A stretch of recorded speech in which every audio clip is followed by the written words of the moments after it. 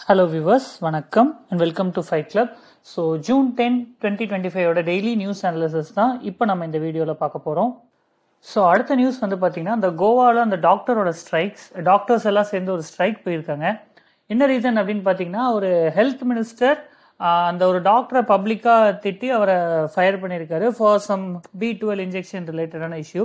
So கான்ட்ரவர்சிஸ்குள்ளே போக வேணாம், but ethical angle அப்படின்னு வரும்போது இல்லை நீங்கள் என்ன தெரிஞ்சு வச்சுக்கணும் அப்படின்னா ஒரு கோட் ஆஃப் கண்டக்ட் அப்படிங்கிறது ஒரு பப்ளிக் சர்வெண்ட் அப்படின்னு வரும்போது அவங்களுடைய கோட் ஆஃப் கண்டக்ட் எப்படி இருக்கணும், ஒரு பப்ளிக் பிளேஸில் அவங்க எப்படி அவங்களை கேரி பண்ணிட்டு போடும், அதுக்கு ஒரு பேட் எக்ஸாம்பிளாக நீங்கள் இதை சொல்லலாம். வாட் எவர் மேபி அவர் வந்து நான் மக்களுக்காக பேசுகிறேங்கிற மாதிரி ஒரு டோன் எடுத்திருந்தாலும் அந்த இடத்துல ஒரு பொது வெளியில் ஒரு நபரை திட்டுறதுக்கு யாருக்குமே உரிமை இல்லை.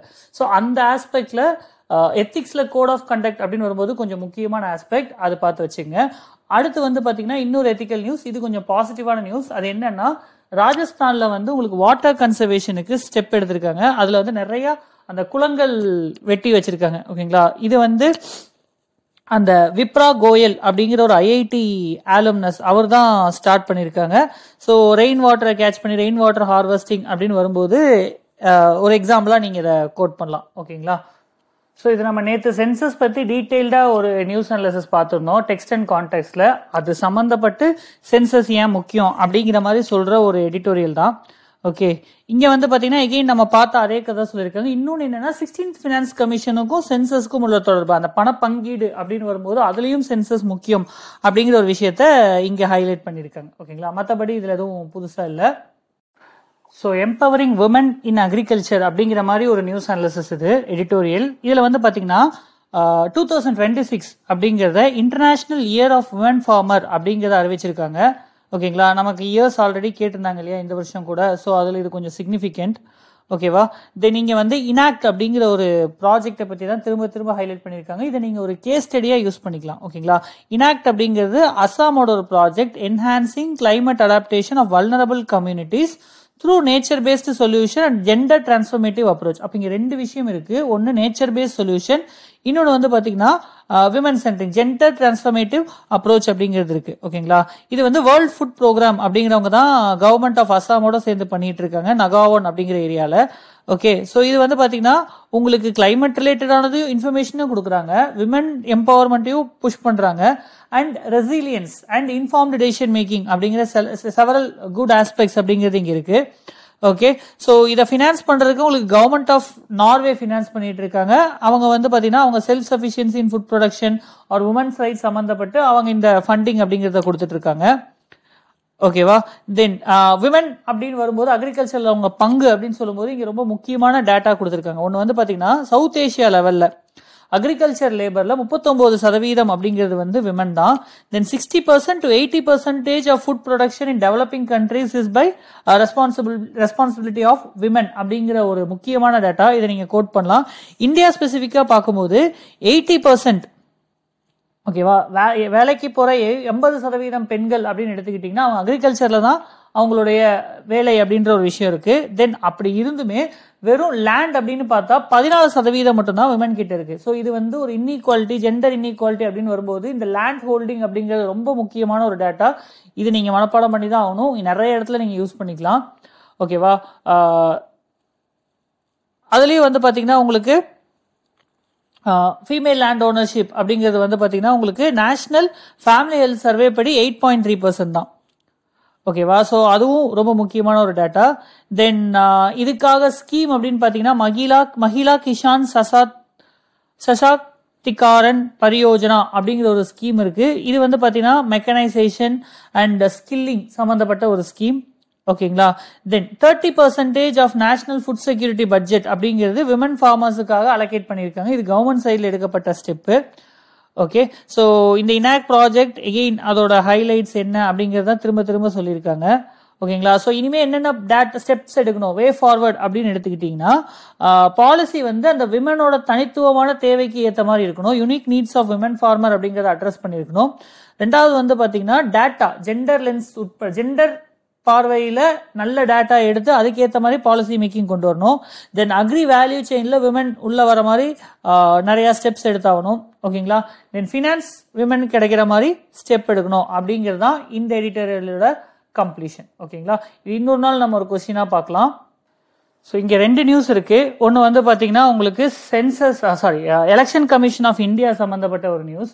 எலெக்ஷன் கமிஷன் ஆஃப் இந்தியாவில் அந்த 2 இடத்துல ஒரே வாக்காளர், நம்பர் ஆஃப் ஓட்டர்ஸ் அப்படிங்கிறது வந்து ஓட்டர் டேர்ன் அவுட் அப்படிங்கிறது ஓட்டர் லிஸ்ட்டை விட அதிகமாக இருக்கு அப்படிங்கிற அலிகேஷன், அது ஒன்று. 2வது வந்து பார்த்தீங்கன்னா சீஃப் எலெக்ஷன் கமிஷனர் அப்பாயின்மெண்ட் அப்படின்னு வரும்போது அனுப் பரன்வால் கேஸ் அப்படிங்கிறத நம்ம முன்னாடி ரெகுலராக பார்த்துட்டு இருந்தோம் கரண்ட் அஃபேர்ஸில்.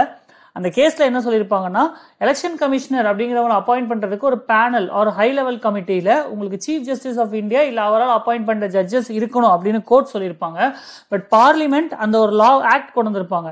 ஓகேங்களா, chief election commissioner salaries and allowances act அப்படிங்கிற மாதிரி ஒரு ஆக்ட் கொண்டு வந்திருப்பாங்க. அப்பாயின்மெண்ட் ரிமூவல் அந்த ஆக்ட் அப்படின்னு ஒரு ஆக்ட் கொண்டு வந்திருப்பாங்க. அந்த ஆக்ட்ல சீஃப் ஜஸ்டிஸுக்கு பதிலாக இன்னொரு மினிஸ்டர் அப்படிங்கிற மாதிரி வச்சிருப்பாங்க. ஸோ அதை வந்து கொஸ்டின் பண்ற மாதிரி இருக்கும். ஸோ ஓவரால் உங்களுக்கு எலெக்ஷன் கமிஷன் ஆஃப் இந்தியா அப்படிங்கிறது ரொம்பவே பேசப்பட்ட ஒரு விஷயம் அப்படிங்கிறதுனால இந்த ஒரு கொஸ்டின். ஸோ இந்த கொஸ்டினுக்கு வந்து பார்த்தீங்கன்னா அலிகேஷன் என்ன, இப்போ நான் சொன்ன இந்த 2 அலிகேஷன், இது தவிர வேற என்ன அலிகேஷன் இருக்கு எலெக்ஷன் கமிஷன் மேல அப்படிங்கிறத சொல்லிட்டு கமெண்ட் ஆன் த இண்டிபெண்டன்ஸ் அப்படின்றது கேட்டிருக்கேன். ஸோ எலெக்ஷன் கமிஷனுக்கு உண்மையிலே இண்டிபெண்டன்ஸ் இருக்கா? ஸோ இண்டிபெண்டன்ஸ் ஆஃப் எலெக்ஷன் கமிஷனுக்கு கான்ஸ்டிடியூஷன்ல என்னென்ன ப்ரொவிஷன்ஸ் இருக்கு, எங்கெல்லாம் இண்டிபெண்டன்ஸ் இல்லாத ஒரு சூழ்நிலை இருக்கு அப்படிங்கிறத நீங்க ஒரு ஆன்சரா எழுதி கொடுக்கணும். ஓகேங்களா, ஸோ இதான் இன்னையோட first question. And second aspect of the news அப்படிங்கிறது என்னன்னு பார்த்தீங்கன்னா, உங்களுக்கு தமிழ்நாடு கவர்மெண்ட்டுக்கு வந்து எஜுகேஷன் சம்பந்தப்பட்டு ஃபண்டு கொடுக்காம இருந்துச்சு. அந்த நேஷனல் எஜுகேஷன் பாலிசி அவங்க அக்செப்ட் பண்ணல, நாங்கள் ஃபண்டு தர மாட்டோம் அப்படின்னு ஒரு இஷ்யூ போயிட்டு இருக்கு. சரியா, அதுக்கு ஒரு கேஸ் போட்டிருக்காங்க supreme court. Anyways they are going to hear about it and we will study about it as the case goes on. ஓகேங்களா, இங்க 2-3 ஸ்கீம் மட்டும் சொல்லியிருக்காங்க. அந்த ஸ்கீம் மட்டும் என்னன்னு பார்த்து வச்சுக்கோங்க. ஓகேங்களா, பிஎம் ஸ்ரீ யோஜனா, ஓகே, அதுக்கப்புறமா வந்து பாத்தீங்கன்னா உங்களுக்கு சமக்ர சிக்ஷா ஸ்கீம், இது 2மே என்ன ஸ்கீம் அப்படின்னு பார்த்து வச்சுங்க. ஆப்வியஸ்லி எஜுகேஷன் ரிலேட்டடான ஸ்கீம் தான். So you won't be having trouble understanding. ஓகேங்களா, ஸோ தேங்க்யூ. இப்போ ட்ரோன் அட்டாக்ஸ் அப்படிங்கிறது தான் வந்து உங்களுக்கு அதிகமாக ஒரு பெரிய இஷ்யூவாக இருக்குது. இப்போ ரீசெண்டாக கூட பார்த்தீங்கன்னா ரஷ்யா இஸ் சென்டிங் 3000 ட்ரோன்ஸ் அப்படிங்கிற மாதிரி பார்த்துருந்தோம். அதே மாதிரி நம்ம ஆப்ரேஷன் சிந்தூர் அப்படின்னு வரும்போது இந்தியா பாகிஸ்தான் இஷ்யூ வரும்போதும் உங்களுக்கு ட்ரோன்ஸ் தான் அதிகமாக யூஸ் பண்ணியிருந்தாங்க. அண்ட் உக்ரைன் ரஷ்யாவை அடிக்கிறப்போ உங்களுக்கு ஆப்ரேஷன் ஸ்பைடர் வெப் அப்படிங்கிறதுலையும் ட்ரோன்ஸ் தான் யூஸ் பண்ணியிருந்தாங்க. ஃபர்ஸ்ட் இந்த மாதிரி ட்ரோன் அப்படிங்கிறது வந்து நகர்னா கராபாக் வார் 2020 அங்கே தான் யூஸ் பண்ணியிருந்தாங்க. அங்கே தான் உங்களுக்கு வந்து அந்த காமிகாசே ட்ரோன் ஒரு லாய்ட்ரிங் மியூனிஷன் அப்படின்னு சொல்லுவாங்க. அது என்னன்னா ட்ரோன்ஸ் அங்கேயே ஹவர் ஆயிட்டு இருக்கும், திடீர்னு தாக்கணும்னு முடிவு பண்ணும்போது கீழே விழுந்து சூசைட் அட்டாக் அப்படிங்கிற மாதிரி சொல்லுவாங்க. இப்போ என்ன சேஞ்ச் அப்படின்னா ட்ரோன்ஸ் எல்லாம் பண்றதுக்கு ரொம்ப டைம் ஆகாது. 3D பிரிண்டிங் வந்தனால டக்குன்னு ட்ரோன்ஸ் எல்லாம் ப்ரொடியூஸ் பண்ணிட முடியுது. ஓகேங்களா, ஸோ ட்ரோன் அப்படின்னு வரும்போது உங்களுக்கு கைனட்டிக் வார்ஃபேர்ல தான் இது வரும். பட் என்னன்னு பார்த்தீங்கன்னா இது உங்களுக்கு கன்வென்ஷனலா இல்லாம மனிதர்கள் இல்லாம வெறும் ட்ரோனை வச்சு தாக்குதல் அப்படின்றப்போ அதோட சிவியாரிட்டி இது எல்லாமே பெரிய பிரச்சனை. அதுவும் குறிப்பா ட்ரோன்ஸ் அப்படிங்கிறது லோவர் ஆல்டிடியூட்ல போகும்போது ஈஸியா டிடெக்ட் பண்ண முடியாது. அண்ட் நல்ல ஹை ஸ்பீட் அப்படின்னு போகும்போது அப்பயும் உங்களுக்கு வந்து என்ன அதோட அந்த கண்ட்ரியோட டிஃபென்ஸ்ல இருந்து தப்பிச்சிட முடியும். ஓகேங்களா, ஸோ எலக்ட்ரானிக் வார்ஃபேருக்கும் உங்களுக்கு ட்ரோன்ஸ் அப்படிங்கறத அலோவ் பண்ணியிருக்காங்க. என்னன்னா உங்களுக்கு வந்து அந்த ட்ரோன் அந்த ஏரியாக்குள்ள போச்சுன்னா உங்களோட எனிமியோட நெட்வொர்க்கிங்க இது பண்ணி விட்டுரும், ரேடாரை ஸ்பூஃப் பண்ணி விட்டுரும், இல்ல வந்து பாத்தீங்கன்னா அவங்களுக்கு ஜாம் பண்ணி விட்டுரும். இந்த மாதிரி விஷயங்களும் இப்போ டெவலப் பண்ணிட்டு வராங்க. ஓகே, ஸோ ட்ரோனுக்கு டிஃபென்ஸ் அப்படின்னு பாத்தீங்கன்னா நம்ம S-400 ரஷ்யா கிட்ட இருந்து வாங்கியிருந்தோம் இல்லையா, அது MR-SAM, ஆகாஷ், இதெல்லாமே நம்மளோட டிஃபென்ஸ் இது. ஸோ அது சம்பந்தப்பட்ட டெவலப்மெண்ட்டும் நம்ம எடுத்துட்டு இருக்கோம். தென் சில ட்ரோன் பேர் கொடுத்துருக்காங்க. சைனாவோட விங்லூங், ஈரானோட ஷாஹெத் அண்ட் டர்க்கியோட TBT, இதெல்லாம் லோ காஸ்ட் டுவல் யூஸ் டெக்னாலஜிஸோட இருக்கிறது. ஓகே, தென் சோரிங் டிராகன், TB001, இதெல்லாமே வந்து பாத்தீங்கன்னா ரொம்ப சீப்பான அஃபோர்டபுள் கமிகாசே ட்ரோன்.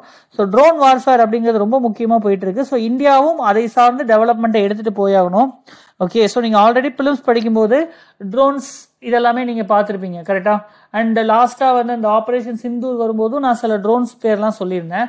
ஸோ இதெல்லாம் பேஸ் பண்ணி ட்ரோன் வார்ஃபேர் தான் இனி ஃபியூச்சர்ல கண்டிப்பா இருந்தாகுமா, ட்ரோன் வார்ஃபேர்னா என்ன, why is it consider the future அப்படிங்கிற மாதிரி எழுதிருங்க.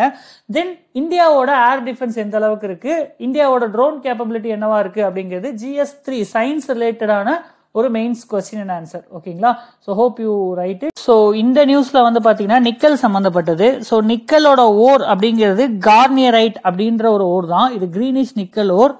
ஓகேங்களா. இந்தோனேஷியா கிட்ட இருக்கிற மாதிரி காமிச்சிருக்காங்க. இது இந்த வருஷத்தோட கொஸ்டினும் கூட. இந்தோனேஷியால நிக்கல் இருக்குன்னா அவங்க தான் லார்ஜஸ்ட் ப்ரொடியூசர். ஓகே, இந்த நிக்கல் ப்ரொடக்ஷன்ல இருக்கக்கூடிய பிரச்சனை அப்படின்னு எடுத்துட்டீங்கன்னா, ஒரு டன் நிக்கல் ப்ரொடியூஸ் பண்றதுக்கு 20 ton of carbon dioxide emission அப்படிங்கிறது இருக்கு. ஸோ அதுக்கு ஆல்டர்னேட்டிவா ஹைட்ரஜன் கேஸ், அதுக்கப்புறமா வந்து பாத்தீங்கன்னா high electron in and high energy electron in electric arc plasma state, இந்த மாதிரி டெக்னாலஜியை வச்சு ப்ரொடியூஸ் பண்ணா கம்மியாகும் அப்படிங்கறத நியூஸ். நமக்கு டெக்னிக்காலிட்டிக்குள்ள போவேனா, இந்தியால ஒடிஷா நிக்கல் அப்படிங்கிறது எங்க இருக்குன்னு பாத்தீங்கன்னா ஒடிஷா ரீஜன்ல இருக்கு. ஓகேங்களா. அதோட ஓர் பேர் வந்து பாத்தீங்கன்னா நிக்கலிஃபரஸ் லிமனைட். ஓகேங்களா.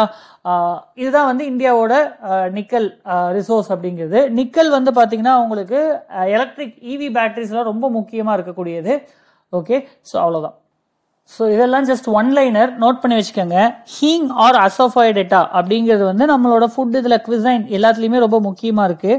ஓகேங்களா. இந்தியன் ரெசிபிஸ்ல எல்லாமே இப்போ இந்த அசோஃபைடேட்டா அப்படிங்கிறத க்ரோ பண்ணிட்டு இருக்காங்க. இதுக்கு டெம்பரேச்சர் அப்படின்னு பாத்தீங்கன்னா உங்களுக்கு லடாக் மாதிரி ரீஜனோட டெம்பரேச்சர். ஸோ அப்போ அங்கே கோல்டு இருக்கணும், அதிகமாக சன்ஷைன் இருக்கக்கூடாது, ரெயின்ஃபால் கம்மியாக இருந்தாலும் பரவாயில்ல.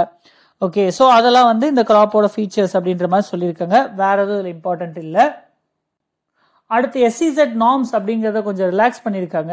உங்களுக்கு முன்னாடி 50 ஏக்கர் நிலம் வேணும் அப்படின்றப்ப இதை வந்து 10 ஏக்கர் அப்படிங்கிற மாதிரி குறைச்சிருக்காங்க. மெயினா எதுக்குன்னா சிப்ஸ் அண்ட் எலக்ட்ரானிக்ஸ் அதை மேனுஃபேக்சர் பண்றதுக்கு. ஸோ நீங்க சிப்ஸ் எலக்ட்ரானிக்ஸ் அதுக்கு கவர்மெண்ட் என்ன ஸ்டெப் எடுத்தாங்க அப்படின்னு சொல்லும்போது அதுல இந்த விஷயத்தையும் நீங்க வந்து ஹைலைட் பண்ணலாம். ஓகேவா. அடுத்து வந்து பாத்தீங்கன்னா ஆக்சியம் 4 மிஷன். இந்த மிஷனுக்கு நம்ம இந்தியால இருந்து ஒரு இந்தியன் ஏர்ஃபோர்ஸோட ஒரு பைலட் அப்படிங்கிறவர் போறாரு. ஓகேங்களா. சுக்லா அப்படிங்கிறவர். ஓகே, ஸோ சுபான்ஷு சுக்லா அப்படிங்கிறவர் வந்து ISS போயிட்டாரு. ஓகே, ஆனா இந்த மிஷன் அப்படிங்கிறது கொஞ்சம் லைட்டா போஸ்ட்போன் ஆயிருக்கு. So it is part of Axiom 4 mission. ஓகேங்களா. நாசா ஓடுது. ஓகேங்களா. ஆக்சியம் 4 நாசா ஸ்பேஸ் ஸ்டேஷனுக்கு ஆள் அனுப்புறது. ஓகேங்களா. இன்டர்நேஷனல் ஸ்பேஸ் ஸ்டேஷனுக்கு அப்படின்ற மாதிரி தெரிஞ்சு வச்சுக்கோங்க. ஓகே, அடுத்து வந்து பாத்தீங்கன்னா ஆபரேஷன் ககர். இது சத்தீஸ்கரோட ஆபரேஷன், ஆன்டி நக்சல் ஆபரேஷன். இங்க வந்து எக்ஸ்ட்ரா ஜுடிஷியல் கில்லிங் அதிகமா இருக்கு அப்படின்ற மாதிரி ஒரு கன்சர்ன் ரைஸ் பண்ணிருக்காங்க. நிறைய பேர் பிரைம் மினிஸ்டருக்கு லெட்டர் எழுதியிருக்காங்க. ஸோ அதான் நியூஸ்.